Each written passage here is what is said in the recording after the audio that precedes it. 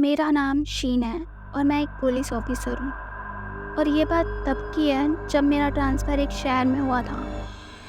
वो शहर मेरे लिए बहुत ही अनजान था, क्योंकि मैं उस शहर में पहली बार आई थी और मुझे रहने के लिए एक जगह चाहिए थी।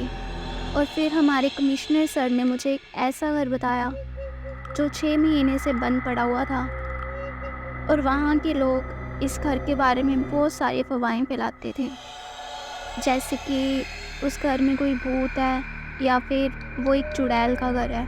ना जाने लोग क्या क्या बोलते थे, पर मैंने इन सब बातों को इग्नोर कर दिया था, क्योंकि वो घर मुझे बिल्कुल फ्री में मिला हुआ था और मैं उस घर में रहने को चली गई। वो दिन मेरा उस घर में पहला दिन था।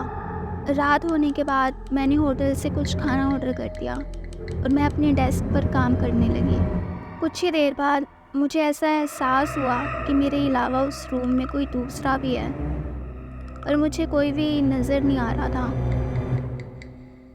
कुछ देर बाद रेस्टोरेंट से एक आदमी खाना लेकर आ जाता है और मैं फिर खाना खाकर सोने की तैयारी कर रही थी। जब से मैंने उस घर में कदम रखा था, तब से मुझे वो घर बहुत ही ज़्यादा अजीब लग रहा था।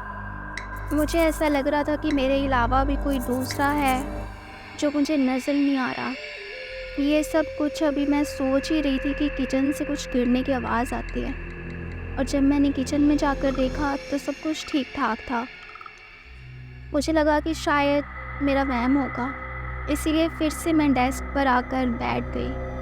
और फिर जो मैंने देखा, उसके बाद मेरे होश ही उड़ गए और मैं बहुत ही ज़्यादा डर गई। मेरे सामने अचानक एक लड़की आई। उसका चेहरा पूरी तरह से जला हुआ था। मैं उससे पूछ रही थी कि कौन हो तुम, कौन हो? उसके बाद अचानक वो लड़की गायब हो गई। फिर मैं जल्दी से डेस्क से उठकर अपने बेडरूम में भाग गई और फिर सुबह तक मैंने खुद को लॉक कर दिया। उस रात के बाद उसकी अगली सुबह ही मैंने वो घर हमेशा के लिए छोड़ दिया और मैं एक दूसरे घर में शिफ्ट हो गई। शुक्र है वहाँ पर सब कुछ ठीक ठाक था, पर उस घर में ऐसा क्या था वो मुझे कुछ भी नहीं पता। पर लोगों की बातों से मुझे इतना पता लगा कि उस घर में एक लड़की की आत्मा थी।